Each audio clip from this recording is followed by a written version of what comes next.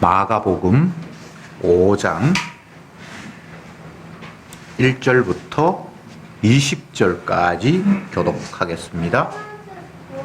5장 1절에 예수께서 바다 건너편 그라사인의 지방에 이르러 배에서 나오시되 된 사람이 무덤 사이에서 나와 예수를 만나더라. 그 사람은 무덤 사이에 거처하는데 이제는 아무나 쇠사슬로도 맬 수 없게 되었으니 그는 여러 번 호랑과 사슬에 매였어도 쇠사슬을 끊고 호랑에게 들여댔습니다. 그리하여 아무도 저를 제어할 힘이 없는지라. 밤낮 무덤 사이에서나 산에서나 늘 소리 지르며 돌로 제 몸을 상하고 있었더라. 그가 멀리서 예수를 보고 달려와 전하며 큰 소리로 부르짖어 가로되 지극히 높으신 하나님의 아들 예수여, 나와 당신과 무슨 상관이 있나이까? 원컨대 하나님 앞에 맹세하고 나를 괴롭게 마옵소서 하니, 이는 예수께서 이미 저에게 이르시기를 너로 오시나 그 사람에게서 나오라 하셨습니다. 이에 물으시되 네 이름이 무엇이냐? 가로되 내 이름은 군대니 우리가 많음이다 하고, 자기를 이 지방에서 되어 올리지 마시기를 간절히 구하거니 마침 거기 돼지의 큰 떼가 산 곁에서 먹고 있는지라. 이에 나무에 가로되 우리를 돼지에게로 오려 내가 가져서 하니 허락하신데 더러운 귀신들이 나와서 돼지에게로 들어가니 거의 2,000마리 되는 떼가 바다를 향하여 비탈로 내리다라 바다에서 몰사하거늘. 지도자들이 도망하여 언니와 구하니 사람들이 어떻게 된 것을 보러 와서 예수께 이르되 그 귀신 들렸던 자 곧 군대 집했던 자가 옷을 입고 정신이 온전하여 앉은 것을 보고 두려워하더라.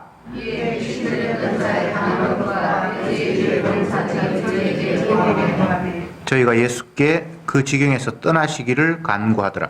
예수께서 배에 오실 때에 귀신 들렸던 사람이 함께 있기를 간구하였으나 허락지 아니하시고 저에게 이르시되 집으로 돌아가 주께서 네게 어떻게 큰 일을 행하사 너를 불쌍히 여기신 것을 네 친속에게 고하라 하신대. 그가 와서 예수께서 자기에게 어떻게 큰 일을 하신 것을 내가 보기에 제사하니 모든 사람이 기이히 여기더라. 아멘.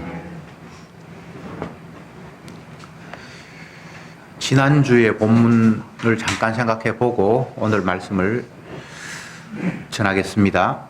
예수님이 배를 타고 제 아들과 함께 바다를 건너시는데 풍랑을 만났죠. 그래서 예수님의 제자 가운데는 베드로, 야고보, 요한 많은 사람들이 어부였기 때문에 배를 운행하는 데 있어서는 누구보다도 전문가들이잖아요. 그래서 처음에는 풍랑이 어느 정도 일 때 자기의 힘으로 배를 조정했을 거예요. 그랬는데 도저히 안 되는 상황이 되니까 주무시는 예수님을 깨워서 주님 지금 잠잘 때가 아닙니다. 배가 뒤집혀서 지금 죽을 지경이 되었습니다. 라고 예수님을 깨우니까 예수님이 바람과 바다를 명하사 잠잠하게 하시고는 제 아들을 꾸중하십니다. 왜 두려워하느냐? 뭐가 그렇게 겁이 많으냐? 이 믿음 없는 자들아! 라고 책망하신 이야기가 나왔죠. 그에 이어서 이제 배를 타고 건너편으로 오셔서 일어난 일들이 이제 5장에 기록되어 있습니다. 같이 읽었습니다. 그곳에는 지역이 이제 그라사인의 동네다 이렇게 되어 있는데 그 육지에 이제 도착을 해서 보니까 그 지방에서 귀신에 뒤집혀 씌워서 무덤가에서 늘 왔다 갔다 하고 고함 지르고 심지어는 돌로 자기 몸을 찢고 사람들이 그를 제어하려고 쇠사슬로 묶고 나도 그것을 풀어서 통제할 수 없는 그런 한 귀신 들린 사람이 있었는데 예수님이 그 사람을 만나서 이제 귀신을 쫓아내고 그랬는데 그 사람에게 들어갔던 귀신이 그 동네에 키우고 있던 돼지에게로 들어가서 돼지들이 바다에 빠져서 몰사했다. 그리고 사람들은 예수님을 향해서 빨리 우리 동네를 좀 떠나주셨으면 좋겠습니다. 라고 했다. 이런 이야기들이 저희들이 같이 읽은 내용입니다. 우선 귀신을 추방하신 예수님을 통해서 본문이 우리에게 무엇을 말씀하고 있는가라는 것을 접근해 볼 필요가 있을 것 같습니다. 제자들이 지금 이 광경을 다 보고 있어요. 배를 건너서 오다가 풍랑을 만났는데 예수님이 바다와 바람을 잔잔하게 하셔서 무사히 건너왔습니다.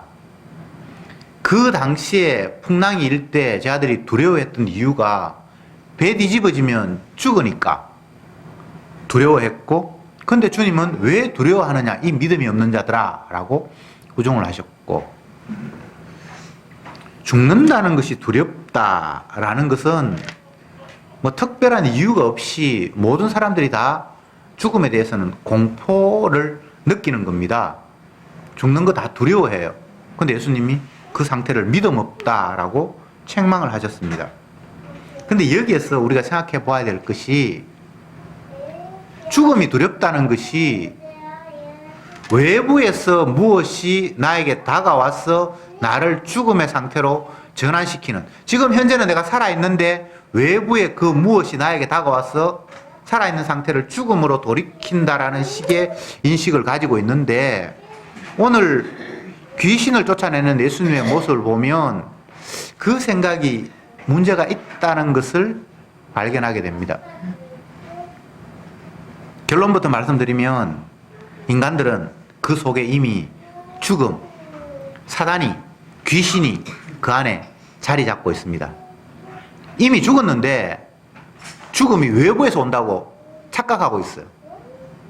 이미 선악과를 따먹어서 흙이 되었고 죽음이 된 채로 머물러 있는 우리들이 자기 자신을 죽음에 처해 있다라고 인식하지 않고 외부의 어떤 환경이 우리를 죽음으로 몰아갈 수도 있다라는 식의 착각을 하고 있는 거예요. 그래서 예수님은 그 제자들의 생각, 많은 사람들의 생각이 잘못되었음을 귀신을 쫓아내는 이야기 속에 담아서 그들에게 지적하고 있습니다. 오늘 본문을 보면 그라사인 지방, 돼지를 많이 키우는 그런 양돈업을 하는 그런 동네에 유독 한 사람이 귀신에 들려서 무덤가에서 살고 있고, 또 힘이 장사라서 사람들이 그를 제어하고 할 수 있는 그런 상태가 아닌, 그리고 심지어는 돌로 자기 몸을 막 지리기면서 여하튼 이상한 행동을 하는 한 광인이 있습니다. 그 사람을 제외한 나머지 사람들은 뭐 정상적으로 돼지를 키우고 뭐 하면서 밥벌이 하면서 살아갑니다. 그런데 이 광인과 또 정상인이라고 생각하는 이 사람들의 상황이 예수님이 개입함으로 말미암아 뒤바뀌어 버리는 이상한 일들이 오늘 본문에서 펼쳐집니다. 그 미치광이가 예수님을 만났는데 희한한 말을 해요. 6절에 그가 멀리서 예수를 보고 달려와 절하며 큰 소리로 부르짖어 가로되 지극히 높으신 하나님의 아들 예수여, 이런 이야기를 했습니다. 귀신이 예수님을 알아봐요. 그럼 멀쩡한 사람들은 예수님을 알아보는가? 못 알아봐요. 심지어 예수님과 함께 다니는 제자들도 예수님이 어떤 분인지 점점 혼란이 와요. 바다와 풍랑을 잔잔케 하셨을 때에 그 상황을 보면서 두려워했어요. 야, 이 사람 도대체 누구야? 뭐 하는 사람이야? 따라다니면서 계속 제자들은 예수님이 도대체 어떤 분인지를 감잡지 못합니다. 오늘 본문에 나타나는 대로 미치광이는 사람들에 의해서 미쳤다고 지적받고 불쌍한, 정말 어처구니 없는 사람으로 찍혔던 한 인물입니다. 그런데 그 미치광이가 예수님을 하나님의 아들이라고 알아보는 이상한 일이 벌어졌습니다. 근데 이상한 일이 아니에요. 귀신은 원래 하나님의 아들을 알아요. 귀신은 천사거든요. 타락한 천사. 그래서 예수님이 누군지를 정확하게 알아봐요. 그런데 귀신 들렸다고 이야기하고 자기들은 멀쩡하다고 생각하는 사람들은 예수님이 하나님의 아들인지 몰라요. 제 아들도 모르니까 당연히 다른 사람들도 모르겠죠.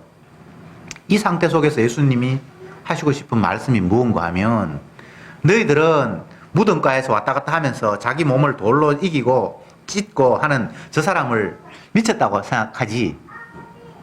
그런데 저 사람은 나를 알아봐. 근데 너희들은 나 지금 못 알아보잖아 라고 이야기를 하고 있는 겁니다. 누가 정상인지 예수님이 다시 묻는 거예요. 너희들이 미치광이를 보면서 미치광이라고 하는 너희들이 정상이냐, 아니면 미치광이가 나를 알아보고 있는데 저 사람이 지금 정상이냐, 이렇게 오히려 주님이 묻고 있는 거예요. 사실은 다 미쳤어요. 미치광이도 미쳤고 멀쩡하다고 사는 사람도 다 제정신이 아니에요. 근데 제정신이 아닌 그 가운데 미치광이는 수준이 훨씬 높아요. 예수님을 알아보는 수준에 있어요. 그러나 그 수준에 못 미치는 사람은 예수님을 몰라보는 거예요. 너무 이상하게 본문을 왜곡해서 해석하는 것이 아닌가, 이렇게 의문을 제기할 사람도 있을 거예요. 그러나 성경은 분명히 이런 식으로 지금 파고 들어가요. 너희들이 봤을 때 저 사람 미치광이지, 너희들은 온전하지. 근데 내가 보니까 미치광이만 미치광이가 아니고 너희들은 미치광이보다 더 수준이 낮아. 미치광이는 나를 지금 알아보고 있어. 근데 너희들은 못 알아보잖아 라고 이야기하면서 정상이라고 생각하는 그들을 미치광이보다 더 이상한 사람이라고 주님이 지금 말씀하고 있는 거예요. 앞전에 성경 공부 시간에 다윗이 살인을 하고 간음을 하고 선지자가 나타나서 그의 죄를 지적받고 했을 때 그 다윗의 모습은 그 이전 사울 왕의 모습보다 더 완악하다라고 제가 말씀을 드렸습니다. 그런 시각에서 오늘 본문을 보면 귀신 들린 사람보다 멀쩡하다고 생각한 사람이 더 귀신에 들려 있다, 이렇게 지금 본문은 시작을 하고 있습니다. 그런데 예수님이 귀신을 추방했어요. 그런데 그 사람에게서 귀신이 나가서 돼지떼에게 들어가라 라고 말씀을 하셔서 돼지떼에 들어갔는데 그 돼지가 발광을 해서 바다 물속으로 2,000마리나 되는 떼들이 다 죽어버렸어요. 그러니까 이 상황이 딱 발생하니까 이제 멀쩡하다는 사람이 자기의 본색을 드러내기 시작을 합니다.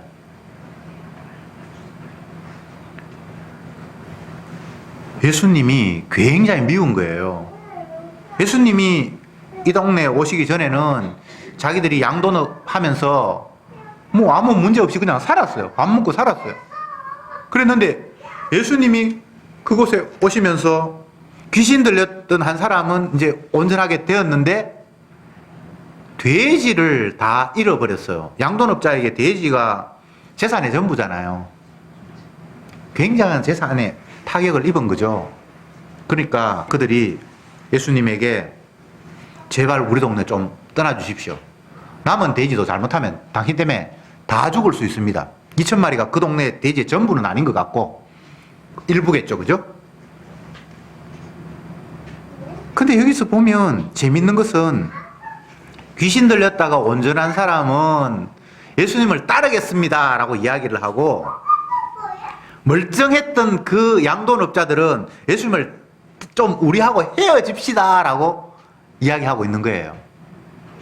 그래서 이 상황을 통해서 예수님은 진정 누가 귀신 들렸지? 라고 주님이 되묻고 있는 거예요. 귀신이 나은 사람은 진짜 이제 온전하게 되었어요. 주님과 함께 하고 싶은 거예요. 왜냐하면 자기의 주님이니까. 그런데 멀쩡한 그 사람들은 주님을 떠나고 싶은 거예요. 자기 동네가 여기니까 주님이 좀 떠나줬으면 좋겠다는 거예요. 마치 유대인들이 예수님이 이 땅에 오셔서 공생활을 시작할 때에 아유 속 시끄러워. 저 사람 빨리 이 세상에서 사라졌으면 좋겠어. 분란을 일으키고 말썽을 일으키고 심지어는 저 행동을 통해서 우리를 지배하는 로마인들에게까지 미움이 되어서 우리가 더 핍박을 받을 수 있을 여건을 저 사람이 자꾸 만들고 있는 거야. 우리 사는 세상에서 당신은 없었으면 좋겠어. 그렇게 예수님을 죽이잖아요. 그게 오늘로 본문으로 이야기하면 귀신 들린 사람들의 형태예요. 멀쩡하다고 생각하는데 그게 진짜 귀신이 들린 거예요. 주님이 싫어서 주님과 멀어지고 싶은 생각이 그 정상적인 사람이 아니라 귀신 들린 사람들의 행위예요. 처음 귀신 들린 사람이 예수님께 하신 말씀이 나를 괴롭히려고 왜 여기 왔습니까? 귀신 들린 사람은 주님이 오시는 게 괴로운 거예요.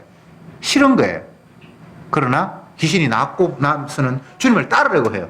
이제 정상이 되었으니까. 그런데 정상이라고 생각하는 사람은 주님이 하신 일이 너무나 화가 나서 제발 우리 좀 헤어집시다. 당신하고 우리하고 같이 못 살겠어. 당신이 있으니까 우리 재산 다 날아가 버리고 그럼 내가 지금 뭐 먹고 살란 말인데 제발 좀 떠나. 싫어. 요 반응을 통해서 예수님이 이들이 바로 귀신 들렸기 때문에 나를 함께 있기를 싫어하잖아 라고 주님이 폭로하시는 거예요. 전혀 상황이 뒤바뀌었죠. 여러분, 이 땅에 있는 인간들은 모두가 다 사단에 장악되어 있고 귀신에 사로잡혀 있어요. 예수님이 이전 앞 본문에서 자기 자신의 사역을 말씀하시면서 내가 강도가 되어서 어떤 집에 침입을 해서 그 주인을 꽁꽁 묶어 놓고는 내 필요한 거 내가 끄집어 내겠다 라고 말씀을 하셨죠. 그러니까 이 예수님의 말씀에는 이 세상이 이미 강도가 아니 사단이 장악하는 세상이고 모든 인간들은 그 사단에 장악되어서 꼼짝도 못하는 현실을 정확하게 주님이 지적하셨습니다. 그러나 세상의 모든 인간들은 다 사단에게 억눌려 있어요. 사단의 지배를 받고 있어요. 그런데 자기들끼리 사단의 지배를 받고 있으면서 자기들끼리 어떤 한 사람은 귀신 들려서 저거는 정상이 아니야. 우리는 정상이야. 이러고 있다는 거예요. 주님 볼 때 다 똑같은데 너도 귀신 들렸고 너도 귀신 들렸고 야당이든 여당이든 다 사기꾼이고 백성들도 사기꾼이고 갑도 갑이 아니고 을도 을이 아니고 전부 다 갑질하고 있어요. 서로.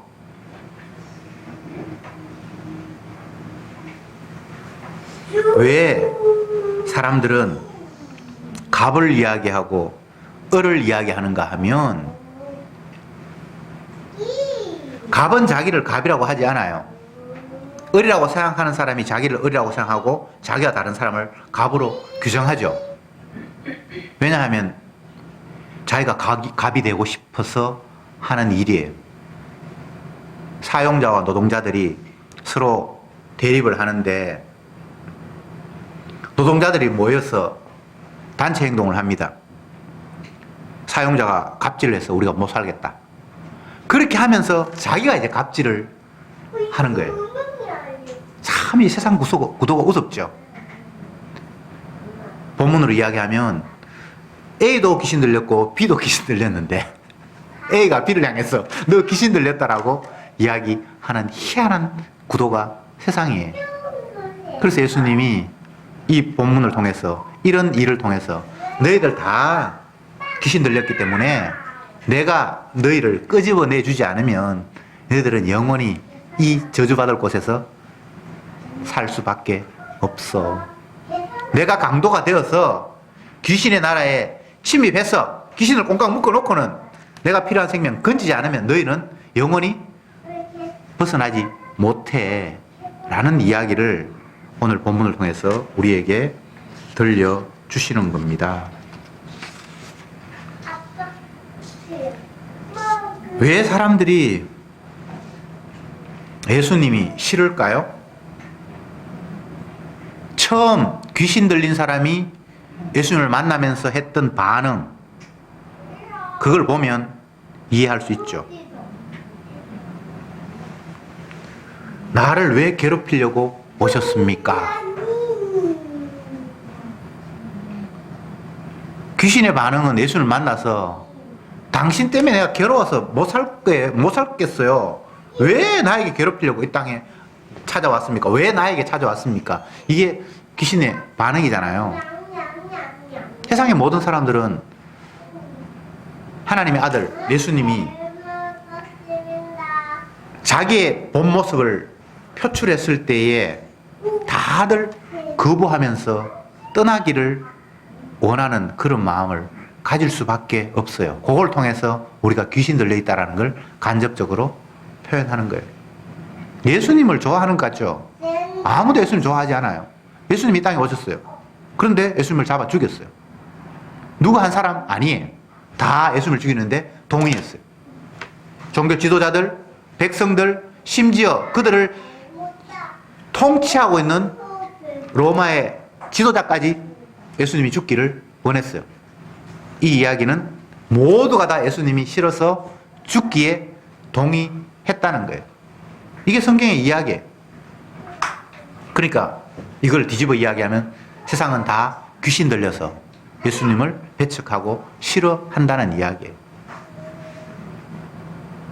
제가 이런 비유를 자주 들었는데 또 들어봅시다. 세상이라는 학교에 모범 학생인 예수님이 전학을 왔어요. 그런데 학교가 워낙 엉망이고 개판으로 돌아가니까 모범 학생을 개판이라고 이야기하면서 퇴학을 시켜버렸어요. 자기의 구도를 이 새로 전학 온 학생이 다 바꾸려고 하는 거예요. 자기 기준으로. 근데 그들은 그게 너무 불편하잖아요. 그분이 오시기 전에는 자기 나름대로 룰이 있어서 세상 학교가 그냥 이렇게 저렇게 굴러가고 있었어요. 그런데 엉뚱하게 전학 온 모범 학생이 모든 것들을 다 잘못됐다라고 뒤바꿔야 된다고 이야기를 하니까 짜증이 나서 너 퇴학이야 라면서 쫓아보낸 것. 이게 이 땅에 오신 예수님을 죽인 세상의 모습이에요. 모범 학생을 죽였다라는 이유, 모범 학생을 퇴학시켰다라는 그 이유 자체가 그 퇴학시킨 학교가 엉터리라는 사실을 증명하는 거예요. 예수님이 자기 자신이 참이라는 사실을 증명하는 모습이 그런 식이었어요. 세상 전체가 예수님을 이해하지 못하고 예수님 말씀을 이해하지 못하고 당신은 하나님을 욕되게 하는 사람이야. 당신 같은 사람이 어떻게 하나님의 아들일 수 있어? 이 악한 놈아 하면서 예수님을 잡아 죽이는 모습을 통해서 세상 자체가 엉터리라는 사실을 주님은 극적으로 고발하셨어요. 이것보다 더 극적인 고발은 없어요. 인간이 죄인 되었다라는 이야기를 내가 사람을 몇 명 죽였습니다. 거짓말을 했습니다. 내 마음속에는 욕심이 가득합니다. 이런 것으로는 표현이 너무너무 부족해요. 가장 적당한 표현은 하나님을 죽인 거예요. 피조물이 자기를 지으신 창조주를 죽인 거예요. 그게 십자가 사건이에요. 그보다 더 죄가 확실한 것은 없어요. 그래서 죄를 이야기할 때는 십자가를 이야기해야 돼요. 내가 속였습니다. 거짓말 시켰습니다. 남들을 괴롭혔습니다. 이걸 가지고 죄라고 이야기하기에는 너무나 죄가 어설퍼요. 의인이 없나니 하나도 없다라는 이야기를 하기 위해서는 하나님의 아들을 모든 인간이 다 힘을 합쳐서 죽였잖아. 그걸 통해서 죄를 이야기하는 거예요. 그래서 주님은 십자가 지시면서 세상 전체를 심판해 버렸어요. 죄인으로 다 규정해 버렸어요. 이건 빼도 박도 못해요. 완벽한 증거예요. 제 아내가 이런 이야기를 했어요. 신호등이나 이런 데 보면 뭐 카메라가 있잖아요. 교통 위반하는 그런 것 잘못하면 찍히고 하잖아요. 근데 요즘은 그런 것이 아니라 개인 차량에 카메라 블랙박스 같은 그런 게 다 있어서 자기 앞에 갑자기 확 끼어들면 그게 찍히잖아요. 그래서 그걸 경찰에 신고를 해가지고 자기는 찍힌 것도 없는데 어느 날 갑자기 보니까 딱지가 날라왔는데 보니까 운행하던 차량이 찍혀서 고발한 게 요즘은 굉장히 많답니다. 그걸 통해서 무엇을 깨달을 수 있습니까? 나는 여기저기에 카메라가 있고 그 카메라가 있는 걸 알기 때문에 나는 적당하게 피하기 때문에 결코 교통위반자가 아니라 딱지 끊길 자가 아니다라고 스스로 생각하면서 살아가는데 모든 차량에 다 감시 카메라가 있을 줄은 꿈에도 몰랐던 거죠. 유대인들은 자기 나름대로 자기가 이해하는 율법을 가지고 나 요 율법 안식일은 지켰어. 11조는 했어. 구제도 했어. 지가 아는 제한된 범위 내에서 감시 카메라 여기 있고 저기 있고 그걸 가지고 어기지 않았다라고 생각을 하는데 주님은 우리 뱃속에서 이미 감시 카메라가 돼서 생각마저 생각이 겉으로 드러나는 것을 고발할 수 있다고 생각을 했는데 주님은 이미 생각마저 고발을 해버리는 이런 상태에 이른 거예요. 그러니까 주님이 얼마나 밉겠습니까? 감시 카메라 피해서 가는 사람이 지나가던 차의 블랙박스가 얼마나 밉겠어요. 이야, 저놈 참 해도 너무한다. 근데 주님이 꼭 그런 식의 내가 어떻게 피할 수가 없는 거예요. 네가 남의 그 도둑질 안 했다고? 네 갖고 싶은 마음 있었잖아. 그거 이미 도둑이야. 네가 살인 안 했다고? 그 사람 미웠지. 나중에 심하면 죽이고 싶도록 미웠지. 그게 살인이잖아. 이 세상은 행위로 드러나지 않으면 벌을 할 수가 없어요. 보이지 않으면 남들에게는 감출 수 있어요. 그러나 주님 앞에는 감출 수가 없는 거예요. 우리는 주님의 등장 앞에 주님이 나타나심 그 앞에 내가 귀신 들렸음이 다 밝혀져 버리는 거예요. 주님이 안 나타나면 이 그라사인 지방에 귀신 들린 사람은 한 사람밖에 없어요. 무덤을 방황하면서 자기 몸을 돌로 찢는 그 사람만 귀신이라고 생각을 해요. 근데 주님이 등장하니까 다 귀신 들렸어요. 그러니 주님이 싫죠. 내 모습이 폭로되는데, 나의 더러움이 폭로되는데, 감시 카메라가 내 교통법규 어겼다고 고발해버리는데 그 감시 카메라가 너무 화가 나죠. 눈에 보이는 감시 카메라면 내가 요런 거 피해보겠는데 내가 생각도 안 했는데 다 그게 감시 카메라야.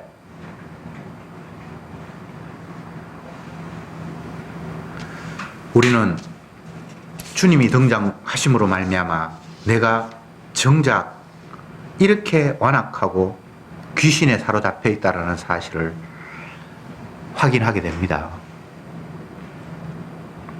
제가 성경 공부 시간에도 말씀을 드렸습니다만 다윗이 범죄하고 난 이후에도 자기 자신이 정말 죽어야 할 죄인이라는 사실을 초반에는 인식하지 못했습니다. 그냥 여전히 왕의 자리에 앉아서 왕의 직무를 보고 백성을 사랑하는 마음으로 정치를 했겠죠. 근데 나단 선지자가 찾아와서 남의 이야기 하듯이 넌저시 이야기를 했습니다. 우리나라에 되게 부자가 있고 가난한 사람이 있었는데 그 부자가 가난한 사람 한 마리 양 가지고 있는 거 빼앗아서 자기 집에 온 손님 대접을 했습니다 라고 이야기했을 때 다윗은 너무 화가 났어요. 내가 다스리는 나라에 그런 완악한 자가 있다니, 그놈은 당장 죽여야 됩니다. 그게 바로 너야. 이렇게 됐을 때 자기의 모습을, 내가 하나님 앞에 죽음 당해야 마땅할 죄인이라는 사실을 깨달았잖아요. 그게 은혜라고 말씀드렸잖아요. 예수님이 찾아오셔서 내가 바로 귀신 들린 자다라는 걸 깨달을 때 사실 이게 은혜인데 이들은 지금 은혜로 깨닫지 못하고 예수님이 떠나가서 예수님과 내가 부닥치는 일이 없고 내가 손해보는 일이 없고 더 이상 내 모습 속에 귀신이 있다는 사실이 노출되지 않기를 원하는 마음이 오늘 본문에 기록되어 있어요. 이게 사실은 저주받은 일이에요. 모든 사람이 다 귀신 들렸는데 주님이 찾아오셔서 그 귀신 들렸음이 폭로가 된 진짜 귀신, 여기 오늘 본문에 나타난 귀신 들린 사람은 지금 은혜가 임했는데 이제 지가 귀신 들렸다는 걸 알고 주님만이 자기의 유일한 생명이라는 걸 알고 주님을 따르겠다고 지금 나섰는데 멀쩡하다고 생각하는 사람들은 주님하고 함께 있기를 싫어하는 거예요. 떠나주세요. 당신 때문에 우리가 못 살겠습니다. 그러니까 귀신이 들린 채 여전히 자기 방식대로 살기를 원하는 자. 이게 그라사인의 동네 사람들의 모습이라고 주님이 고발하고 있어요. 근데 이게 마음대로 안 돼요. 주님을 따르겠다고 하는 그 마음도 자기 마음이 아니고 주님과 같이 살기를 극구 부인하고 싫어하는, 이것도 지 마음대로 할 수 있는 게 아닌 거예요. 그래서 오늘 본문에 의하면 사람들로부터 귀신 들렸다고 비난받는 그 사람, 그래서 주님이 찾아오셔서 귀신을 추방해 준 그 사람만 지금 은혜 안에 이르렀어요. 나머지는 다 은혜 밖에 있는 사람이에요. 이게 보통 사랑이 아니에요. 보통 행운이 아니에요. 뭐 로또에 당첨된다 그러는데 이 사람이 로또에 당첨된 사람이에요. 다윗 같은 사람이 로또에 당첨된 사람이에요. 우리는 다윗의 복을, 가난한 목동 막내 아들로 태어나서 주목받지 못하는 그가 일국의 왕이 되었다는 사실을 은혜라고 생각하는데 그게 은혜가 아니고 자기 자신이 그렇게 완악한 죄인, 사울은 나쁜 사람, 다윗 나는 착한 사람이라고 생각을 했는데 사울보다 더 악한 살인자고 남의 것을 빼앗는 완악한 자라는 사실을 깨닫게 된 그 순간이 은혜의 순간이에요. 가난한 목동이 왕 되는 거 은혜 아닙니다. 그렇게 해서 구원이 일어나는 건 아니니까요. 요셉이 형들의 미움을 받아서 남의 나라에 팔리고 억울한 일 당해서 옥에 갇히고 그러다가 결국은 자기의 진심이 다 깨달아져서 꿈을 해석해서 총리가 되었다. 총리가 된 게 은혜가 아니에요. 그 자신이 주님이 하시는 일을 위해서, 장차 오실 예수님이 할 일을 위해서 하나님 앞에 이용당하고 있다는 사실을 깨닫는 게 은혜. 여러분, 나를 주인공으로 세워서 어떤 삶을 살아야 내가 보람 있는 삶이 되고 마지막으로 천국 가서 내 삶을 성공으로 이끌어 볼까라는, 내가 나를 어떻게 해서 여전히 나는 주인공이 되어서 내가 이렇게 돼야 돼 라는 그 생각, 그 자체가 귀신 들린 거예요. 나라는 것은 없어요. 주님의 것이 있을 뿐이에요.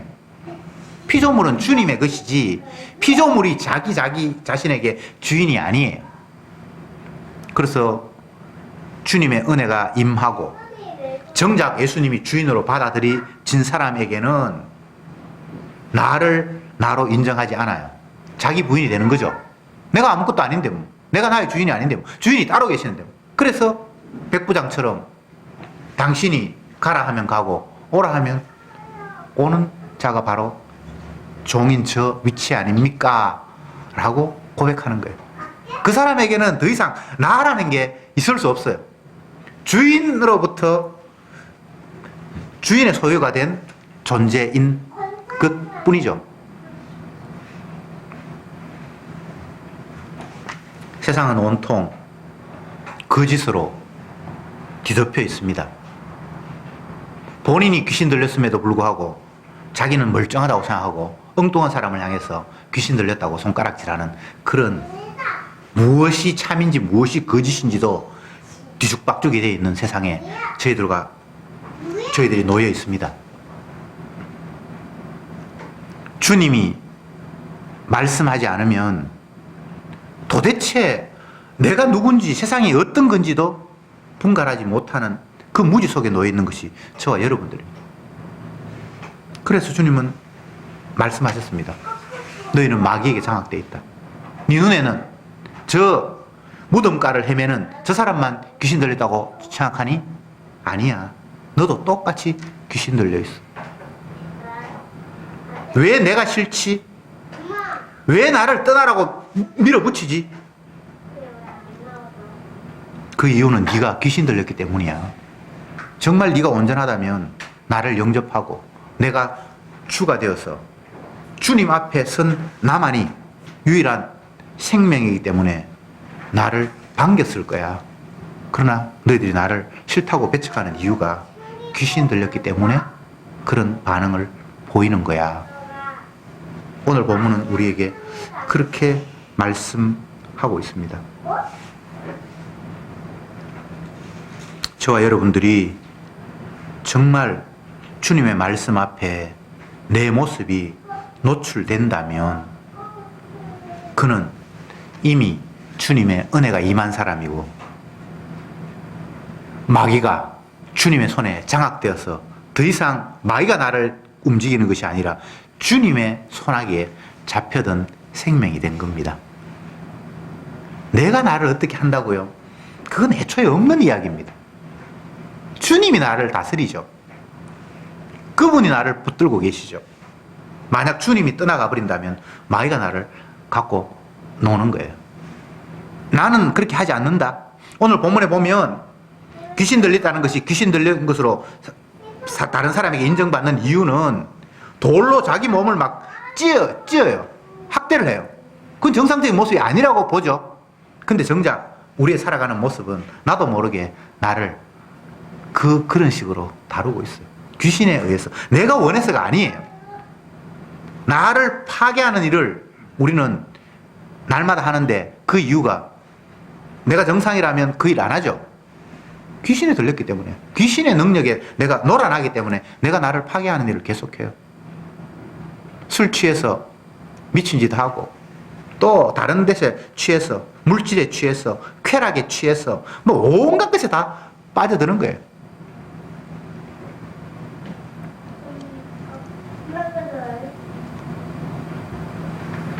아니라고 부정하고 싶은데 말씀이 찾아오면 그런 모습으로 내가 살아왔다는 게 노출이 돼요. 그렇게 노출이 될 때에 이제 은혜가 시작이 되었다. 내가 마귀에게 사로잡혀 있고 내 힘으로는 단 한순간도 이 굴레에서 벗어날 수 없는 무능자가 나인데 마귀보다 더 강한 주님이 마귀를 꽁꽁 묶어버리고 나를 끄집어낼 때만 나는 여기에서 벗어날 수 있구나 라는 그 깨달음. 결국은 내가 죄인인 것을 인정할 때에 주께서 죄를 씻기 위해 내가 이 땅에 왔다라는 사실, 그리고 네 허물 내가 담당해서 내가 대신 십자가에서 저주받을게 라는 그 주님의 유일한 기쁜 소식이 저와 여러분에게 들려질 줄 믿습니다. 기도합시다. 주님, 오늘도 말씀을 통해서 다시 한번 우리의 모습을 보게 하시니 감사합니다. 무덤가를 방황하며 돌로 자기 몸을 해하는 그자만 미친 자가 아니라 돼지 키우면서 잘 살아보겠다고 안간힘을 쓰는 그들 모두가 다 귀신에 뒤집어 씌어 있음을 말씀을 통해서 확인했습니다. 우리는 어찌할 수 없는 죄인입니다. 내가 내 몸을 상하면서도 그것이 상하는 줄도 알지 못하는 어리석은 존재들입니다. 지옥을 향해서, 멸망을 향해서 한 걸음 한 걸음 달려감에도 불구하고 그것이 마치 우리를 살리는 것처럼 착각하며 살아가는 저들입니다. 주여, 이 죄악의 굴레에서 주께서 부르지 않아 하시면, 주께서 불러주시지 않으면 저희들에게 희망이 없음을 다시 한번 고백합니다. 죄인인 우리들에게 죄 씻겨 주시겠다고 찾아오신 그 주님만이 유일한 소망입니다. 온전히 그 주님만 기대하며 반기며 살아가는 저들이 되게 해주옵소서. 예수님의 이름으로 기도드립니다. 아멘.